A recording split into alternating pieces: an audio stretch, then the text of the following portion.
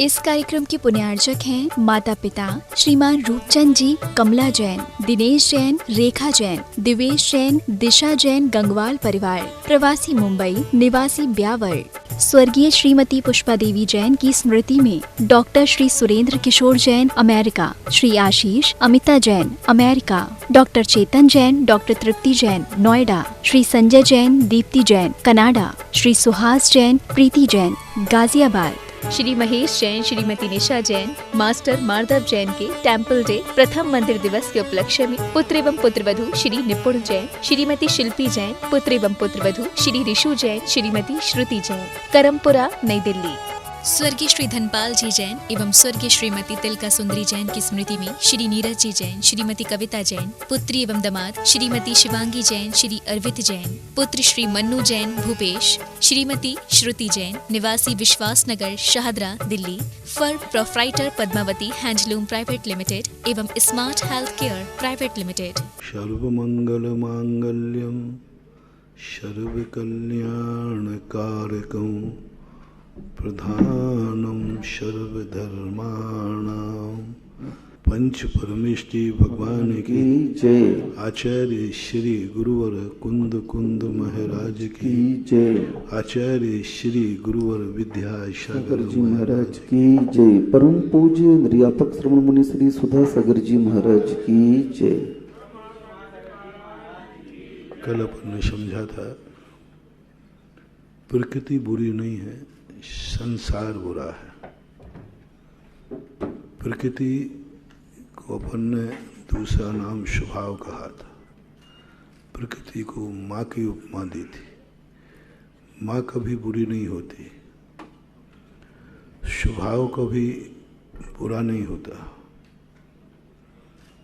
संसार में और प्रकृति में अंतर है, बहुत अंतर। इसलिए कल कहा था किसी भी अपेक्षा से किसी भी व्यक्ति ने प्रकृति को बुरा नहीं कहा। प्रकृति का तो सौंदर्य शास्त्रों में भरा पड़ा है। प्रकृति तो बहुत सुंदर होती है, मन को आह्लाद उत्पन्न करती है। उसमें इस जगत की यदि प्रकृति को हटा दिया जाए तो ये संसार विद्रूप हो जाएगा। जहाँ भी हमारे शास्त्रों में बुराई और निंदा हुई है, संसार की हुई है। संसार और प्रकृति के भेद को अपन ने कल प्रकृति को समझा था। और ये जो कुछ भी अपन देखते हैं ये प्रकृति है, ये संसार नहीं है। जो हमें दिखता है वो संसार नहीं है, वो प्रकृति है, वो सृष्टि है, वो द्रव्य है, वो गुण है, वो पर्याय है। द्रव्य गुण पर्याय बुरे कैसे हो सकते हैं? ये तो वस्तु के द्रव्य का लक्षण है। इसलिए जो भी हम ज्ञान में आता है वो सब गेय है। गेय बुरा नहीं है। गेय यदि बुरा होता तो भगवान के ज्ञान में नहीं झलकता। गेय यदि बुरा होता तो भगवान के ज्ञान को भी गंदा कर देता वो। क्योंकि गंदी वस्तु जिसको भी छुएगी वो भी गंदा होगा। गंदी वस्तु जिसके जीवन में आएगी उसको बुरा करेगी। गंदी वस्तु की छाया भी बुरी होती है। कई ऐसी गंदी वस्तुएं होती हैं जिनकी छाया भी बुरी होती है। इसलिए ज्ञान जिनको जानता है वह प्रकृति है। वह प्रकृति कभी भी गंदी नहीं होती। गेय कभी भी गंदा नहीं है। गेय सदा गेय रहेगा। गेय का नाम संसार नहीं है। गेय तो द्रव्य और गुण पर्याय रूप होते हैं। जितने गेय हैं वो तो कोई ना कोई द्रव्य है। जितने गेय हैं वो तो कोई ना कोई तत्व है। जितने गेय हैं वो किसी ना किसी गुण से प्रकट हुए हैं। वो उतने ही सत्य हैं जितने सत्य तुम खुद हो। तुम भी एक ज्ञेय हो, तुम भी एक ज्ञान में जानने योग्य हो। यदि दुनिया के ज्ञेय बुरे हैं तो तुम भी बुरे हो, दुनिया के ज्ञेय हे हैं तो तुम भी हे हो। इसलिए ज्ञेय को नहीं करना। ज्ञेय से ही तो हमें ज्ञायक शक्ति प्रकट होती है।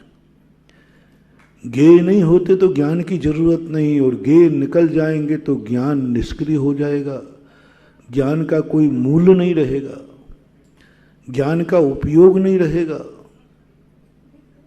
क्योंकि ज्ञान को कोई ना कोई ज्ञेय चाहिए। इसलिए ज्ञेय बुरे नहीं हैं। अब जो हम मन में विचार करते हैं ये को वो भी बुरे नहीं हैं। जो हम देख रहे हैं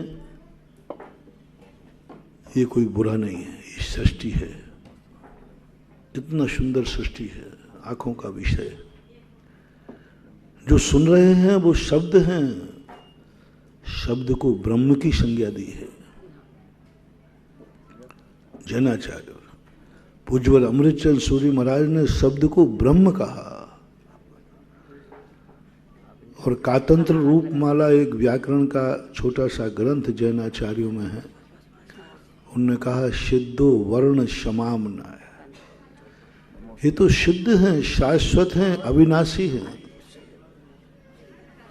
जितने वर्ण होते हैं उन सब अविनाशी, और शब्द जो हैं ब्रह्म रूप हैं।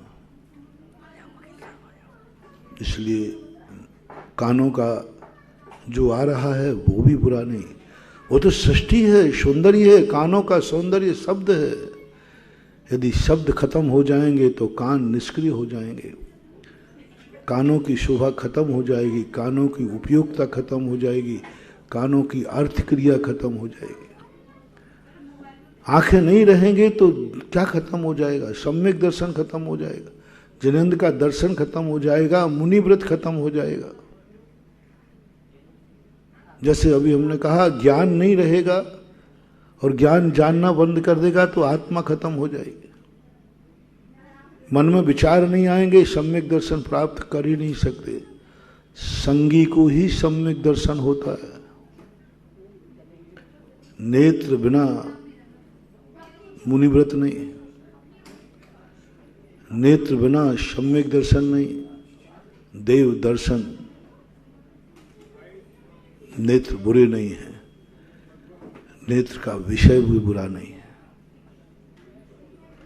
कोई बुरा नहीं। हमारी जिंदगी में जो कुछ भी है सब पर बस गर्व है कि नहीं।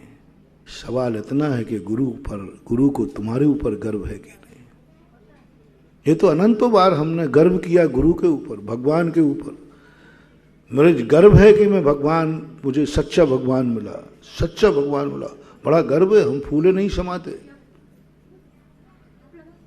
कभी भगवान की दृष्टि में आया कि ये सच्चा भक्त है।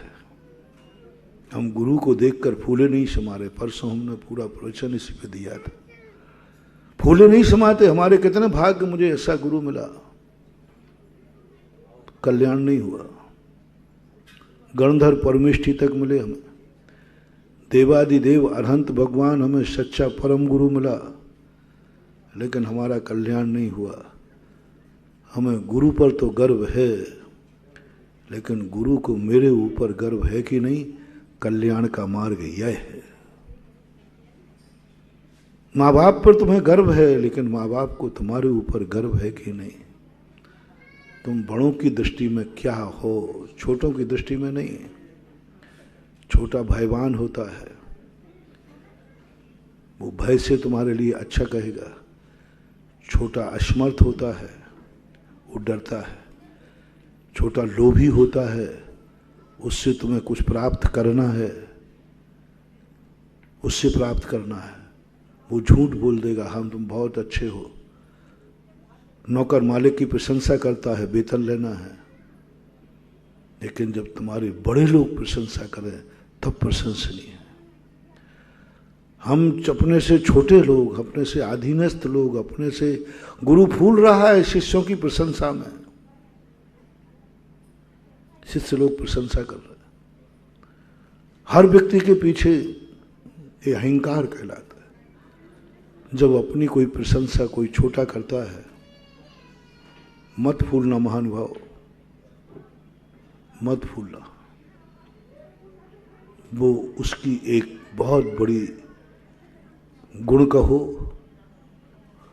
या उसका स्वभाव कहो, क्योंकि छोटों को बार बार संस्कार दिया गया है, बड़ों में दोष मत देखना, नीति है, पढ़ाया गया, संस्कार दिया गया। छोटों को किया कहा गया, बड़ों में दोष मत देखो,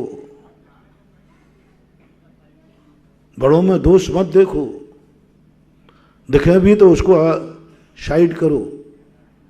बड़े तो वो तो नहीं देखेगा, क्योंकि वो भी संस्कारित है, वो भी नीतियों को मानता है, वो भी नीतियों को चलना चाहता है। कभी कोई बात आएगी तो वो कह दे साहब मैं छोटा हूं, मेरी क्या औकात कि मैं बड़ों में दोष देखूं। तुम्हारे लिए मालूम था कि नहीं? बोले साहब मालूम था, मेरे बाप में कमी है। तो तुमने कहा क्यों नहीं? बोले वो मेरा बाप है, मैं उसका, मेरी क्या औकात कि मैं बाप की कमी निकालूं। आप बताओ नीति क्या कहती हैं? वो नीति का प्रमाण पत्र रख देगा। क्या बेटे को बाप के दोष देखना चाहिए? नहीं देखना चाहिए। तो बस मैं भी नीतिज्ञ हूं, मैं कैसे दोष देखूं? कभी उम्मीद मत करना तुम छोटों की दृष्टि में अच्छे हो तो तुम बहुत अच्छे हो, ये मत मान लेना। छोटे लोग तुम्हारे आगे पीछे घूम रहे हैं तो मत मान लेना कि वो अच्छे लोग हैं। पशु के आगे भी उनका बेटे घूमते रहते हैं, शुकर के पीछे शुकर के बच्चे घूमते रहते हैं, तुम्हारे पीछे भी तुम्हारे बेटे घूमते रहते हैं। आप गृहस्थी में एक ध्यान रखना, बेटा अपने आप को सौभाग्यशाली मान रहा है, बहुत प्रशंसा मांग रहा है, धन मांग रहा है, बहुत अच्छा कह रहा है मेरे पापा बहुत अच्छे हैं, मत समझना कि तुम बहुत अच्छे हो, मत समझना। क्योंकि छोटों का काम ही है, छोटों का काम ही है बड़ों के दोष नहीं देखना और जो गुण हैं उनकी जम के प्रशंसा करना। छोटों का काम है चटुकारता, बढ़ चढ़ के कहना, तभी तो उन पर कृपा होगी, तभी तो वे अपने बड़ों को खुश रखेंगे, तभी तो बड़ा हमारे लिए, क्योंकि बड़ा प्रसन्न रहेगा तो हमें बहुत कुछ सौगातें मिलेंगी। ये छोटों की नीति है, छोटा पुराण है। अपन सब किसी ना किसी से छोटे हैं, तो ये नीति सीख लेना, ये नीति सीख लेना। बड़ों को जितना खुश रख सको करो, क्योंकि बड़ों से हमें कुछ प्राप्त करना है। बड़े ऐसे ही नहीं बनाए जाते,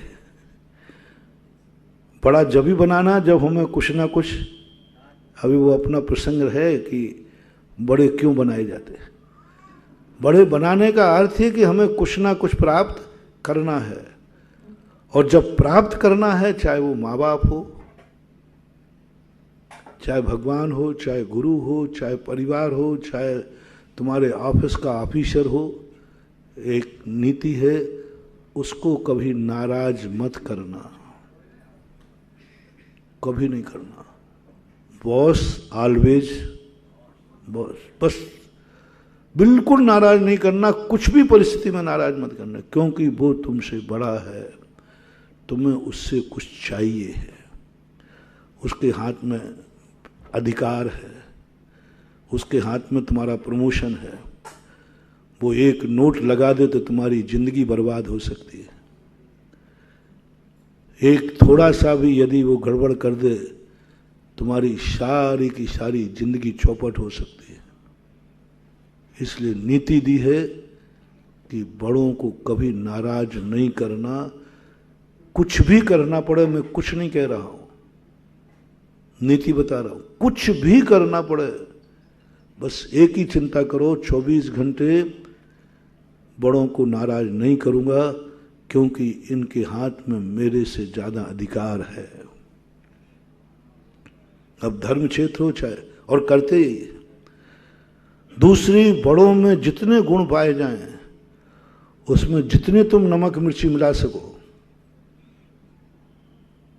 अतिशयोक्ति भी कर सको तो कर देना। ये नीति कह रहा हूं, मैं कोई गलत रास्ता नहीं बता रहा हूं। छोट पुराण बता रहा हूं, छोटा पुराण। जितनी नमक मिर्ची मिला सको, अतिशयोक्ति कर सको तो कर लेना। हनुमान की पूंछ में लगन न पाई आग, लंका सारी जल गए गए निशाचर भाग, जाओ बजरंग बली की। बोल दो क्या चमत्कार हुआ। बोले हनुमान की पूंछ में आग लगी नहीं और लंका जल गई। करो, मैं कह रहा हूं नीति बनाओ। ये जितने तुम नमक, कुछ नहीं, तुम जितने गुण नहीं हो भी तो भी तुम लगे रहो मुन्ना भाई, जय हो, जयकार, जय जय गुरुदेव, जो कुछ तुम्हें करना हो करो। आप ही भगवान है, आप ही सर्वज्ञ, आप ही सिद्ध भगवान है, सब जो जो कुछ करना है कर। ये आपके बड़ों के प्रति धार्मिक भाषा में से भक्ति बोलते हैं, व्यवहार भाषा में से समर्पण बोलते हैं, चरणानुग भाषा में से स्वार्थ बोलते हैं। स्वार्थ, अपना स्वार्थ सीधा करना हो तो गधे को भी बाप कहने में पीछे मत हटना महानुभाव। ये नीति है कि नहीं। यदि अपना कार्य अटक जाए, अपन को मोल लेना है, तो बस गधे को भी बाप कहना, डरना मत कि बाप गधे को कैसे बाप बनाऊं। गधे से तुम्हारा कोई काम निकल रहा है कि नहीं, बोलो जल्दी। हाँ निकल रहा है, तो जिससे जो काम निकले वही तो बड़ा है। जिससे कोई काम निकले तो वही तो बड़ा है। गधे को भी बाप कहना, ये नीति बनाई गई। गधे को भी बाप कहना गलत नहीं है, क्योंकि गधे रास्ते में है, घोड़ा रास्ते में है। अब वही गाड़ी ले जाएगा, हे घोड़े देवता तेरे पाँव पड़ता हूं, चल चल भाई चल। कोई नीति विरुद्ध नहीं है, ये सत्य नहीं है, लेकिन नीति विरुद्ध। मैंने दो कहे थे ना, एक धर्म अलग है और नीति विरुद्ध नहीं है, क्योंकि हमारा काम अटक रहा है। जब रास्ते में गाड़ी बिगड़ जाए तो कई लोग गाड़ी के पैर पड़ते, हे गाड़ी चल जा। नीति। दूसरा, दो दे दिए। एक, कभी नाराज नहीं करना, कभी नाराज नहीं, किसी भी अवस्था में। बस एक ही पॉइंट आप सबको देखना है, अपने से जो बड़ा है। बड़े की परिभाषा क्या बनाई, रिपीट करता हूं, जिससे हमें कुछ मिल सकता है, जो हमारी जिंदगी का नाश कर सकता है, जो हमारी जिंदगी का आधार है। जो नाश कर सकता है, मेरी जिंदगी का आधार है, और मेरी जिंदगी में कुछ ना कुछ इससे हासिल हो सकता है। ये 3-4 पॉइंट है। वो कैसा है, इस नाम बड़े का नाम नहीं है। अच्छे हो बुरे की बात नहीं कह रहा हूं, तुम्हारी की बात कह रहा हूं, तुम्हारी तरफ से बोल रहा हूं। वो कैसा है इसकी तरफ मत देखना, तुम तो ये देखना इससे हमें कुछ मिल सकता है। तो गधे को भी बाप कहना पड़े तो कह देना। आगम विरुद्ध नहीं है, शास्त्र विरुद्ध नहीं है, नीति विरुद्ध नहीं है,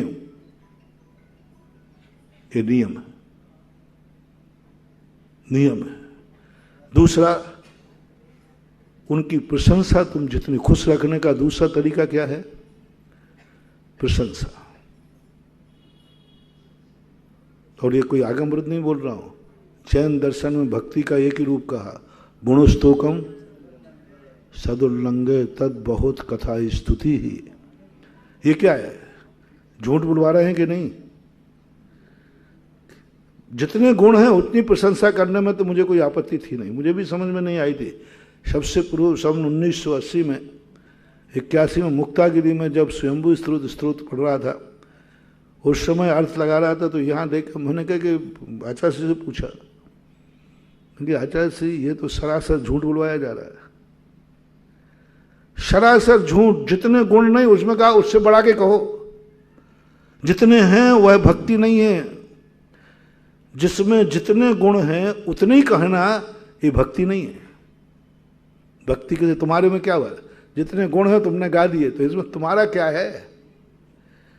तुम्हारी भक्ति ये है कि एक गुण को 100 2 बिंदी और लगा दो, और यहां तक लगा दो, यहां तक लगा दो कि संसार में तुम्हारे से बड़ा दुनिया में मेरे लिए कोई, मेरे लिए, दुनिया के लिए नहीं, दुनिया के लिए नहीं, मेरे लिए तुम्हारे से बड़ा कोई है ही नहीं, मेरे लिए। यहां तक तुम पहुंच जाओ। वो किसी के, वो बहुत छोटा आदमी है, गुरु बहुत छोटे होते, 5वें नंबर है पंच परमेष्टि में, लेकिन शिष्य क्या कहता है? गुरु ब्रह्मा गुरु विष्णु गुरुदेवा महेश्वरा। क्या बात है महानुभाव, ये क्या है तमाशा? 5वें नंबर पे है, आखिरी कड़ी है पंच परमेष्टियों में, लेकिन जब गुरु के पद पर उतरा, शिष्य क्या कह रहा है? ये गुरु वचन है कि शिष्य वचन? शिष्य। गुरु ब्रह्मा, तुम ही ब्रह्मा हो, तुम ही विष्णु, तुम ही महेश हो, सब कुछ तुम ही हो। और ना वो ब्रह्मा है, ना वो विष्णु है, और ना वो महेश है, लेकिन तुम्हें कहना है क्योंकि वो तुम्हारा बड़ा है। तो आचार्य श्री ने कहा कि तुम्हारे लिए क्या पड़ी जरूरत स्वयं भी स्तुति पढ़ने की? क्या पड़ी है? क्यों पढ़ते हो? किसने कहा पढ़ने का? अरे उनके पढ़े बिना मेरा आवश्यक पूरा नहीं होगा, तो तुम्हारी अटकी है ना, क्योंकि स्तुति वंदना आया ना, तो स्तुति तुम्हारी पड़ी है, तुम्हारे का मूल गुण नहीं पड़ेगा। तो तुम भगवान की स्तुति कर रहे हो कि अपना मूल गुण पाल रहे हो? क्या तुम समझ रहे हो? तुम्हारा मूल गुण में 28 वंदना और स्तुति है कि नहीं? मुझे अच्छी तरह ध्यान है। मुक्तागिरी में ऊपर कमरे में बैठते थे हम लोग, ऐसे ही भक्ति की बात छेड़ दी। आचार्य ने क्यों पढ़ते हो? जब तुम्हें बेकार लग रहा है, तुम्हें भगवान की प्रशंसा करने में तकलीफ हो रही है, उसमें गुण नहीं है तो भी तुम नहीं बता सकते हो, क्योंकि तुम सत्यवादी हो ना, सत्य महाव्रती हो। हम तो उतना ही बोलेंगे साहब जिसमें जितना है, मैं झूठ नहीं बोल सकता। हाँ, बहुत सत्यवादी हरिश्चंद्र। हाँ, कई लोग बनते, अरे भाई देखो मैं बटरंगबाजी नहीं कर सकता, जितना गुण है उतना कह दूंगा, उससे आगे तो मैं नहीं बोलूंगा, झूठ थोड़ी बोलूंगा। आचार्य सिंह, किसने कहा कि तुम बोलो? बंद करो। फिर स्तुति कैसे पड़ेगी? हालांकि हम लोग तो क्षुल्लक थे, तो हमने कहा सबकी स्तुति वंदना कैसे होगी? तो स्तुति वंदना किसका मूल गुण है? हमारा। तो तुम भगवान की स्तुति कर रहे हो कि अपना मूल गुण पाट रहे हो? स्वार्थी हो। भगवान ने तो नहीं कहा कि मेरी स्तुति करो। भगवान की स्तुति नहीं करोगे उनका कुछ नहीं बिगड़ता, लेकिन तुम स्तुति नहीं करोगे तो तुम्हारा मुनिपद बिगड़ जाएगा। तुम्हारी पड़ी है, कहो गधे को बाप, वो बाप है नहीं। क्या बात! भक्ति का देखना, भक्ति कहो, सेवा कहो, समर्पण कहो, अलग अलग क्षेत्र में अलग अलग शब्द है। संसार भाषा का शब्द अलग है, पर लेकिन प्रक्रिया एक से। प्रक्रिया में एक क्रिया एक ही करोगे, लेकिन लक्ष्य भिन्न भिन्न है। अब वहां गुण तो कहो। दूसरी बात है, तुम्हें उनसे कुछ मिलेगा? बोले उन्हीं से सब कुछ मिला है, उन्हीं की वाणी है, उन्हीं की जन्म, सब कुछ उन्हीं का है। तो जिससे तुम्हें जो मिलना है उसको तुम इतना कहो जो तुम्हारी श्रद्धा में आवे। वो क्या है ये मत देखो, तुम्हें क्या मिला है वो देखो। तुम्हारा उपकार वो क्या है ये मत देखो, तुम्हें जो मिला है उसका मूल्य कितना है। उसका मूल्य नहीं कह रहा हूं जो सामने वाला है, वो कितना मूल्यवान है, वो कितना गुणवान है, ये नहीं देखना। तुम्हें जो मिला है उसका मूल्य कितना है, उसके बिना तुम्हारी क्या स्थिति बनती है, और उस जो तुम्हें मिला है उसका मूल्य बताओ क्या है। उनसे हमें सम्यक दर्शन मिला, उनसे हमें तत्व मिला। वो नहीं होते तो हम नहीं होते, वो नहीं होते तो हम नहीं होते, वो नहीं होते तो मोक्ष मार्ग नहीं होता, वो नहीं होता सब कुछ खत्म था। तो बस जो तुम्हें मिला है उसकी कीमत क्या है? बोले अनमोल है, तो उसको अनमोल बना दो, चाहे वो कैसा भी हो, क्योंकि तुम्हें जो मिला है, देने वाली जो वस्तु है, जो वस्तु दी गई है वो अनमोल है, तो देने वाला भी अनमोल, क्योंकि जो मिला है वो अनमोल, तो देने वाला भी अनमोल। अब तुम उसकी कीमत मकानोगे, वो ग्राहक दुकानदार से ये नहीं पूछ सकता कि ये माल तुमने कितने में खरीदा है, हाँ? और आप बता दोगे क्या? बोलते नहीं हो। दुकानदार क्या करता है? आपकी अटकी है तो आप मूल्य लगाते हो कि दुकानदार? दुकानदार तो मन माने मांगेगा। आप उससे पूछ नहीं सकते साहब इसकी ओरिजिनल कॉस्टिंग क्या है, और हो गया धंधा फिर तो। आप साहब ओरिजिनल कॉस्टिंग बताइए, फिर आप उसमें से थोड़ा सा ले लीजिए, कोई व्यापारी नहीं बताएगा। वो तो कहता है कि इसकी आवश्यकता कितनी है। आप लोग वस्तु का मूल्यांकन करके मूल्य निर्धारित करते हो कि ग्राहक की मांग को देख करके घटा बढ़ाई करते हो? बोलो ना बनिया लोगों। नहीं साहब, चाहे कैसे भी हो, हमारा तो काम नहीं, कोई बनिया ऐसा नहीं है।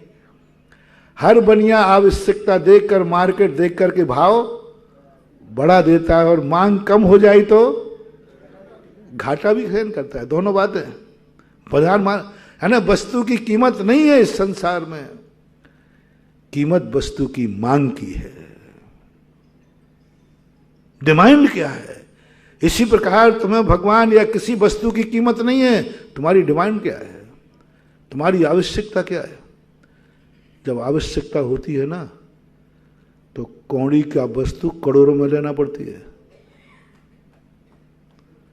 हाँ, जहां लाख रुपया बीघा की कीमत नहीं थी, अटकी पड़ी तो 25 लाख रुपया बीघा लेना पड़ी।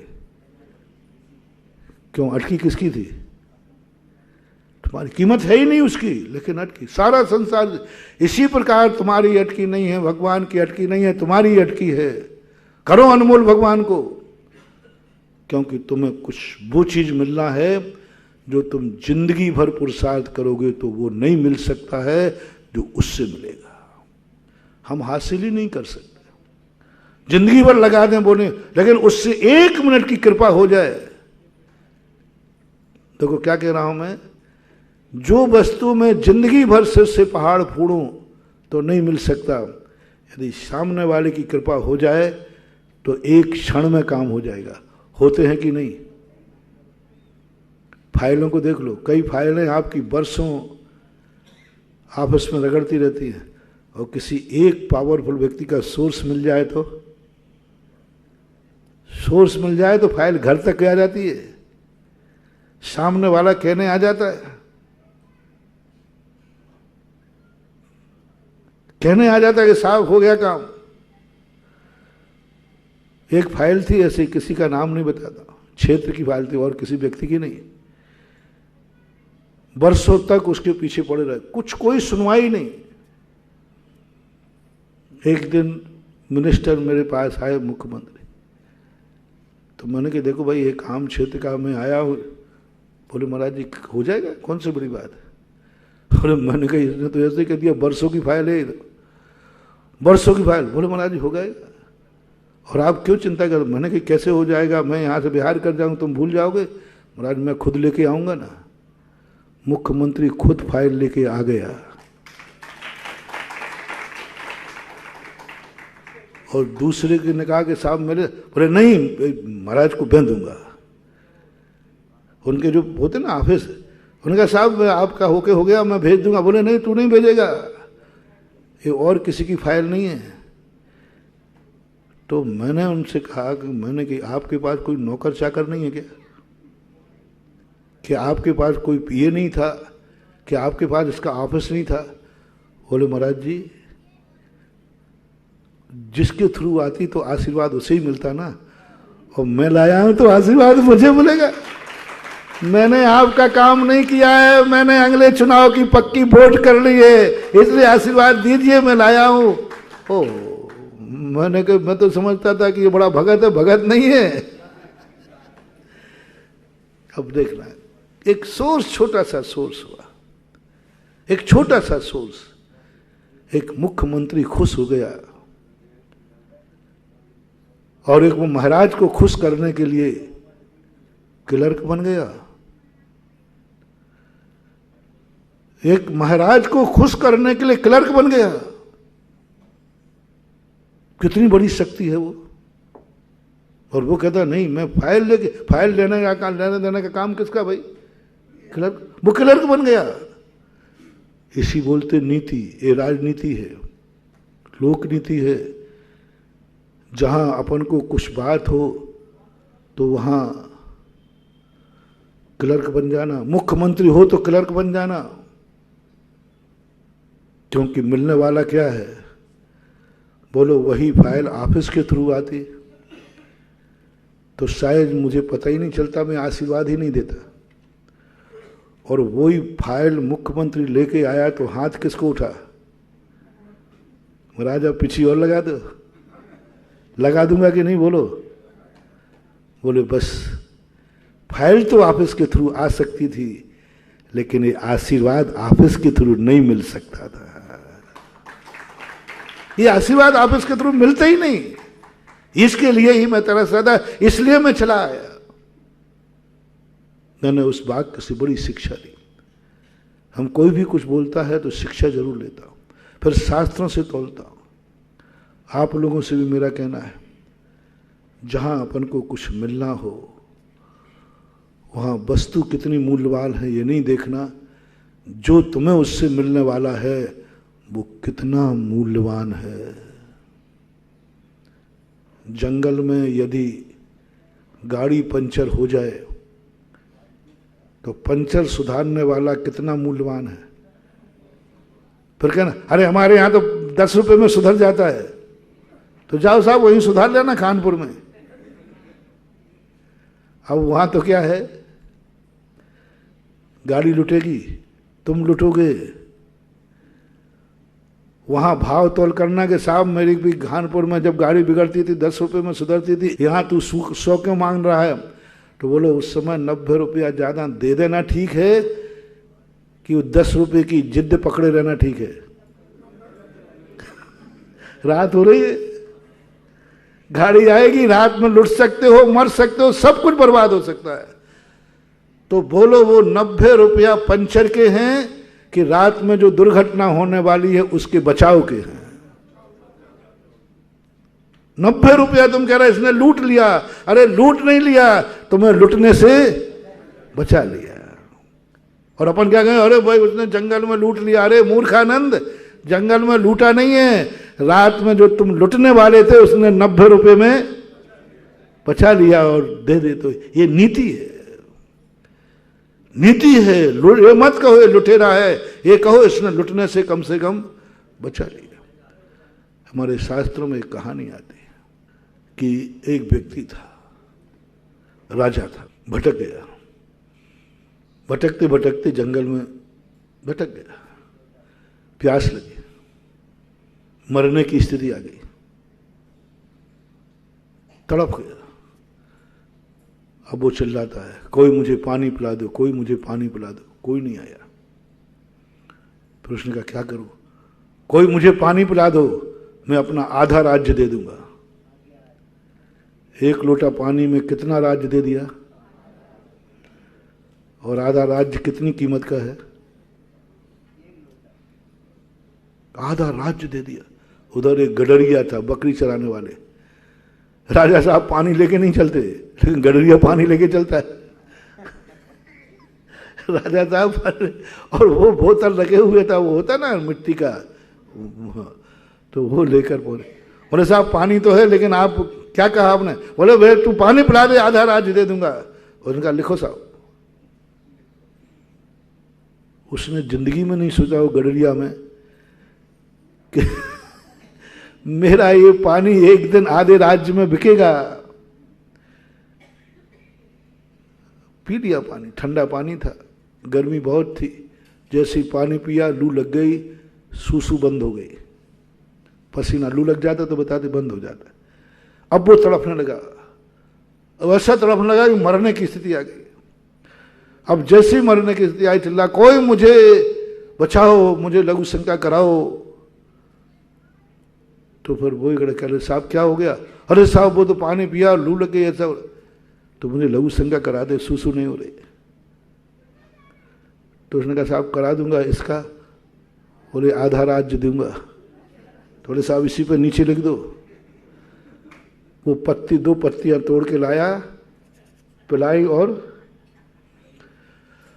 साता हो गई। अब वो जाने लगा। बोले साहब कहाँ जा रहे हो? बोले मैं राजा हूं। बोले ये चलिए, ये बकरियों का डंडा पकड़िए, तुम यहां, तुम यहां, अब मैं वहां। ये बकरियां चराओ, तुम्हारा राज्य नहीं रहा।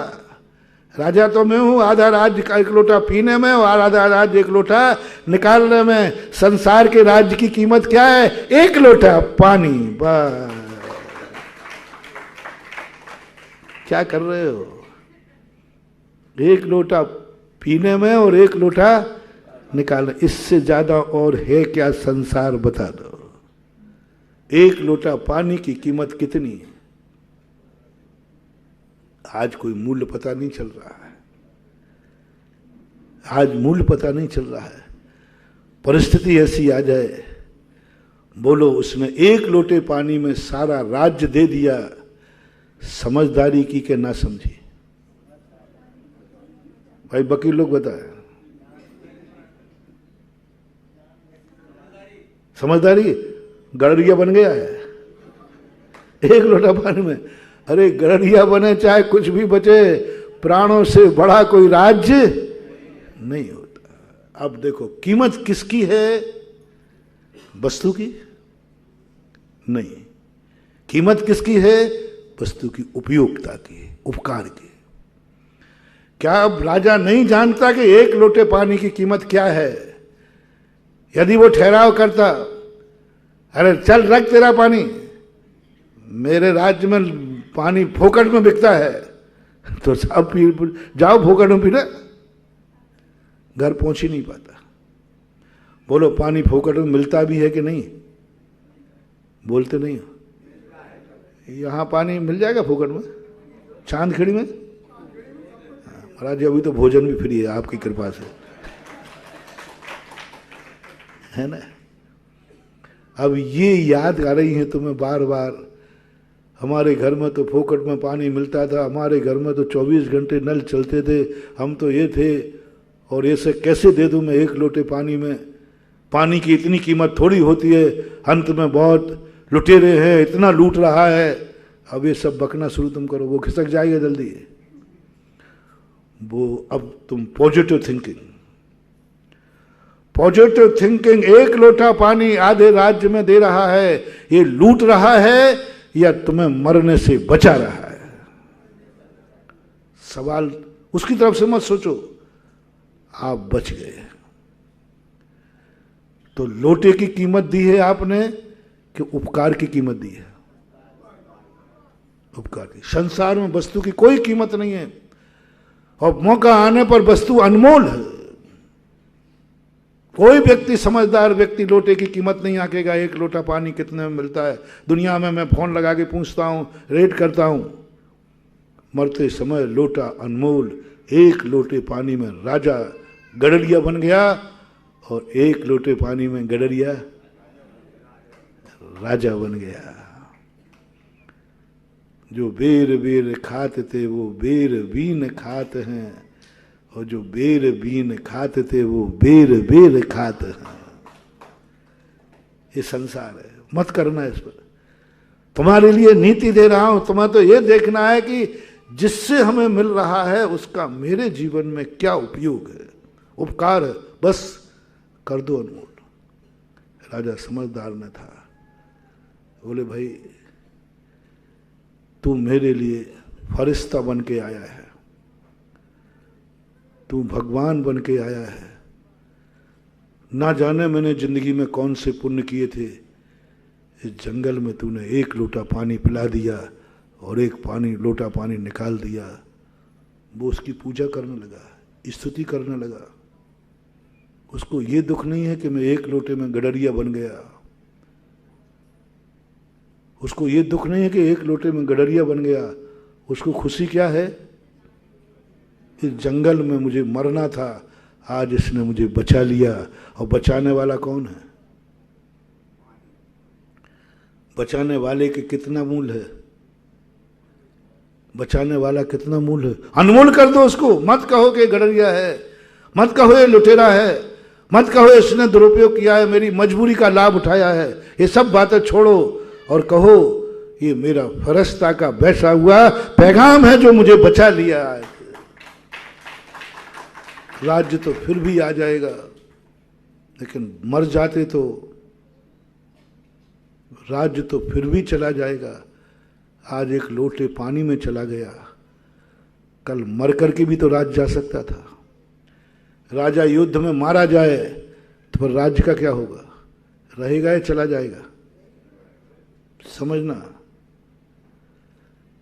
राजा युद्ध में मारा जाए तो राज्य का क्या होगा, जाएगा या बचेगा? जाएगा। तो दोनों में समझदारी, एक जिंदा रहकर राज्य जा रहा है और एक मर करके राज्य जा रहा है। दोनों में से राज्य किस में भेजना श्रेष्ठ है? जिंदा रह करके कम से कम राज्य तो जाएगा। युद्ध में मारा जाता तो जाता, कम से कम आज जिंदा हूं तो जी तो सकूंगा। हो सकता है जी गया तो पुनः मैं राज्य प्राप्त कर सकता हूं। इसलिए वस्तु का मूल्य नहीं, वस्तु की उपयोगिता का मूल्य, अर्थ क्रिया, वो मेरे कितने काम की है, बस लगा दो कीमत उस पर। कुछ मत देखो क्या मार्केट भाव चल रहा है, क्या बाजार चल रहा है, क्या कुछ नहीं। तुम तो ये देखो तुम्हारी उपयोगी है कि नहीं। उपयोगी है, बस खत्म हो जाए। अब भगवान उपयोगी है कि नहीं, तुम ये मत सोचो भगवान की कितनी कीमत है, ये मत सोचो कि गुरु की कितनी कीमत है, ये मत सोचो कि बाप की कितनी कीमत है, ये मत सोचो कि इसमें कितने गुण हैं, कितनी शक्ति है। तुम्हारे लिए भगवान की जरूरत है कि नहीं? बोलो, आप लोग बोलो, बोलो, फैसला करो। नहीं जरूरत है, छोड़ो, भगवान से कह दो मुझे तुम्हारी कोई जरूरत नहीं है। होश में कहना, हाँ, कहने के बाद फिर थूक के चाटना मत। एक बार कहीं से निकला हुआ व्यक्ति द्वारा लौट के आएगा तो ध्यान रखना, हिम्मत के साथ, साहस के साथ बोल दो भगवान तेरी कोई जरूरत नहीं है। बोलो, तुम खुद भगवान हो ना, बोलो ना भगवान की कोई जरूरत नहीं है। ध्यान रखना, फिर दोबारा मत बोलना। हाँ, ऐसे कितने सारे लोग हुए हैं जिन्होंने भगवान को नकार दिया, अंत में आई एम सॉरी प्लीज लेकर भगवान के चरणों में गिरना पड़ा, गिरना पड़ा। संसार है, ऐसी परिस्थितियां ला देगा। इसलिए संसार में किसी से मत बिगाड़ना महानुभाव, किसी से मत बिगाड़ना। पता नहीं कौन सी वस्तु कब काम आ जाए। एक शेर के ऊपर चूहा कूद गया, पहली दूसरी किताब की कहानियों में चलती थी ये कहानी। शेर के ऊपर चूहा कूद गया, शेर की नींद खुल गई, उसने पकड़ा, ए चूहे तेरी औकात, अभी मसल दूंगा मैं तुझे। चूहा कहने लगा सरकार मत मारो मुझे, मैं कभी तुम्हारे काम आऊंगा। अरे तू क्या आएगा चूहा, क्या आएगा, चल क्या खाऊं तुझे, तो पेट भी नहीं भरेगा। छोड़ दिया। एक दिन शेर जाल में फंस गया, सारे शेर चारों तरफ खड़े, अरे बचाओ रे कोई मुझे, तुम तो सब शेर हो। शेर कहता साहब, सारे जंगल के जानवर आ गए, शेर को जाल से निकालने की किसी में ताकत, और जो हाथी आया उसने उठाया तो वो और उलझ गया। लोमड़ी थी एक वहां, लोमड़ी, वो चालाक होती है। उसने कहा साहब एक ही व्यक्ति बचा सकता है, चूहा। अब राजा साहब को आया, चूहा को तो मैंने कह दिया इडियट, मूर्ख, ने क्या काम आएगा, मैंने निकाल के फेंक दिया। साहब बचा तो वो ही सकता है, वो जल्दी करो नहीं तो शिकारी आने वाला है। अब शेर क्या कहता है, हे चूहे राम, हे छोटे सरकार। चूहा कहता है मुझे राम कहने वाला कौन आ गया, तू ही भगवान है, तू ही देवता है, तू ही सब कुछ है। चूहा कहता है साहब मैं, अब चूहा का भी थोड़ा, उसने कहा साहब मैं तो चूहा आदमी हूं, मैं क्या कर सकता, देखो ये बड़े बड़े आपके राजा लोग खड़े, बड़े बड़े हाथी खड़े, ये सब। सबने कहा हे चूहे राम क्षमा कर। मैंने जो अंदर पड़ा शेर कहता है चूहा क्षमा कर, बीती चाहे विसार दे, आगे की सुन ले, भूल जा, आज मैं तुझे राम कहता हूं, चूहा राम। चूहे ने 2 मिनट में सारा जाल काट दिया। बोलो चूहे की कितनी कीमत। अब तुम बाजार में पूछो चूहे की कितनी कीमत बाजार में पूछो चूहे की कितनी कीमत, तो चूहे की तो कोई कीमत नहीं है, लेकिन उपकार की कीमत कितनी हो गई। कल्पना करो, उपकार अनमोल है या चूहा अनमोल है। उपकार अनमोल है। बस यही अपन को सावधान रहना, उपकार अनमोल है। तो मत सोचो चूहा क्या है, चूहे की औकात क्या है, तो मत देखो। तुम देखो कि इसने जो उपकार कर सकता है उस उपकार की कीमत क्या है। आप हर वस्तु को यदि इस दृष्टि से देखोगे, पॉजिटिव थिंकिंग, इस दृष्टि से आप देखो, मोटिवेशन लाओ, मोटिवेशन करिए। आप जैसे ये मन में देखेंगे, हर चीज की उपयोगिता की तरफ से चले जाना, आपका क्रोध, आपकी हिंसा, आपके सारे परिणाम शांत हो जाएंगे, क्योंकि हर वस्तु का कोई ना कोई कहीं ना कहीं उपयोग है। आप अपनी दृष्टि को पॉजिटिव थिंकिंग बनाइए, पावर थिंकिंग नहीं, पॉजिटिव थिंकिंग।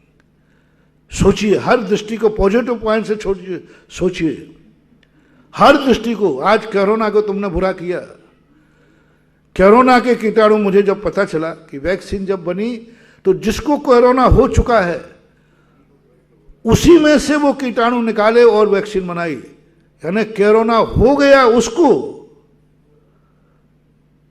उसके कीटाणु, यानी वो भी कोई ना कोई, जिसको कोरोना हो जाए उसके अंदर एक ऐसा कीटाणु डेवलप हो जाता है जो दूसरे को कोरोना से रोक सकता है।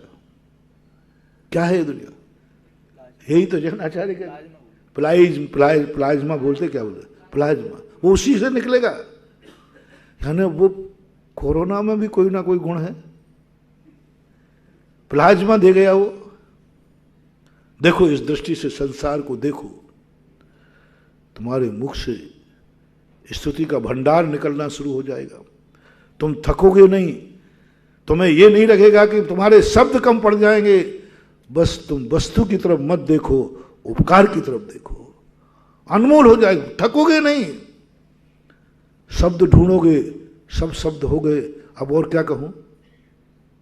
बस तुम्हें किसकी तरफ देखना है, गुणस्तो कहूं, हमारा प्रभु से उपकार कितना है। कह दो गुरु को ब्रह्मा है नहीं, और कहा है, तुम्हारे यहां भी कहा है। ये कोई वैष्णव पंक्ति नहीं है। गुरु के पास जाके तुम पूजा में कहते हो चलते फिरते सिद्ध, चलते फिरते सिद्धों सम चरणों में, बताओ सिद्ध कहाँ है और कहाँ, क्या मचा रखा तुम लोगों ने।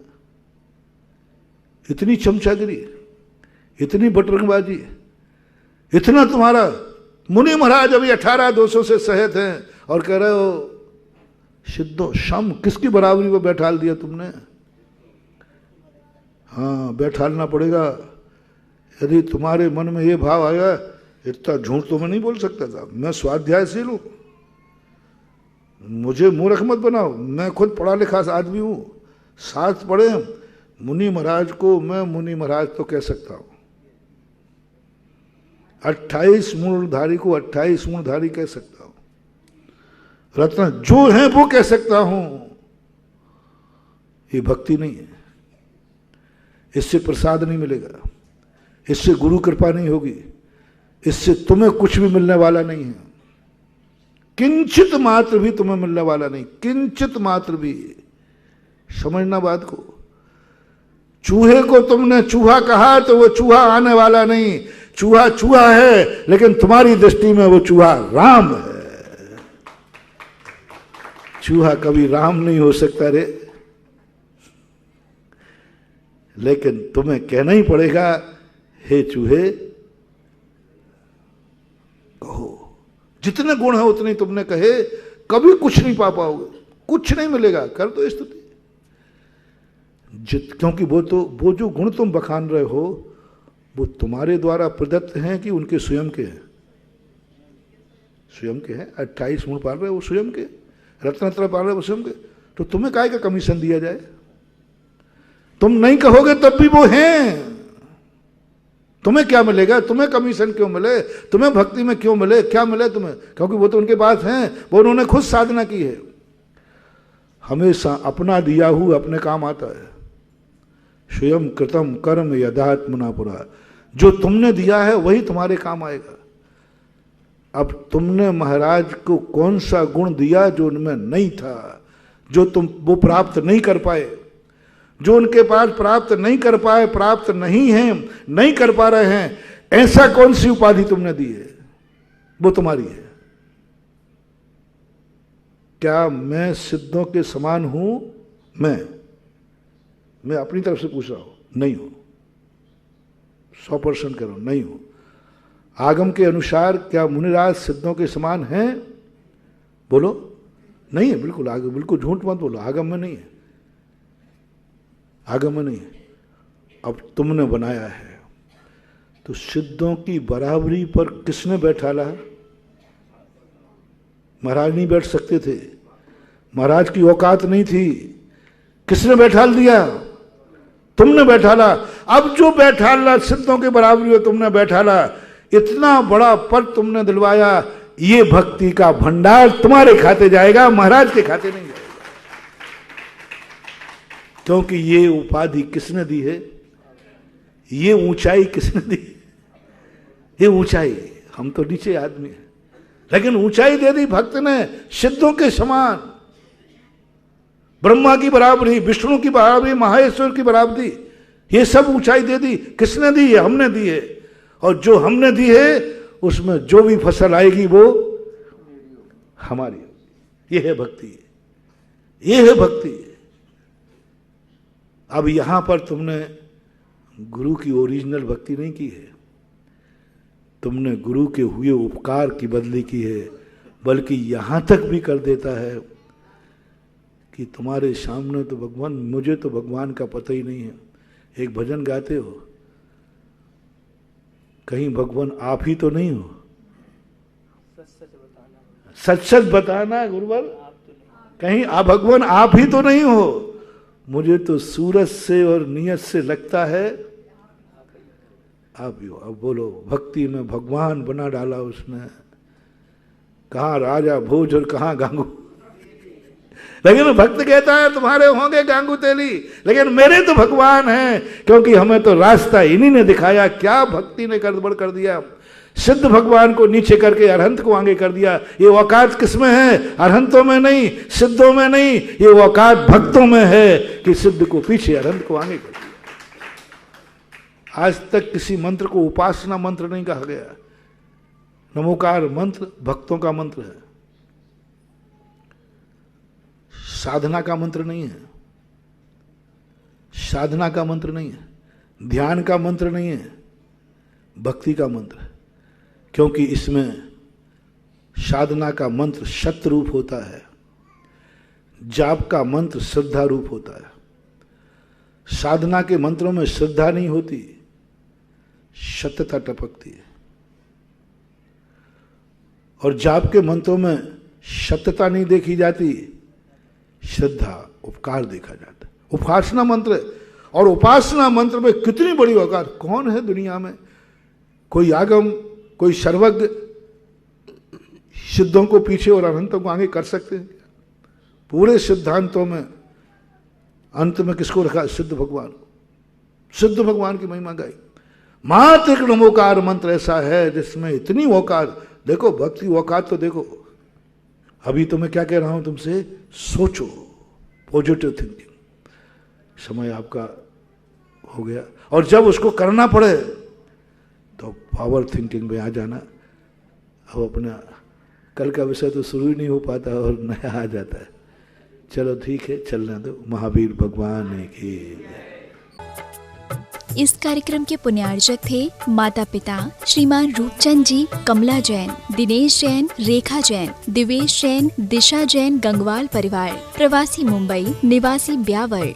स्वर्गीय श्रीमती पुष्पा देवी जैन की स्मृति में डॉक्टर श्री सुरेंद्र किशोर Jain, America, Shri Ashish Amita Jain, America, doctor चेतन जैन, डॉक्टर तृप्ति जैन, नोएडा, श्री संजय जैन, दीप्ति जैन, कनाडा, श्री सुहास जैन, प्रीति जैन, गाजियाबाद, श्री महेश जैन, श्रीमती निशा जैन, मास्टर माधव जैन के टेम्पल डे प्रथम मंदिर दिवस के उपलक्ष्य में पुत्र एवं पुत्रवधू श्री निपुण जैन, श्रीमती शिल्पी जैन, पुत्र एवं पुत्रवधू श्री ऋषु जैन, श्रीमती श्रुति जैन, करमपुरा, नई दिल्ली।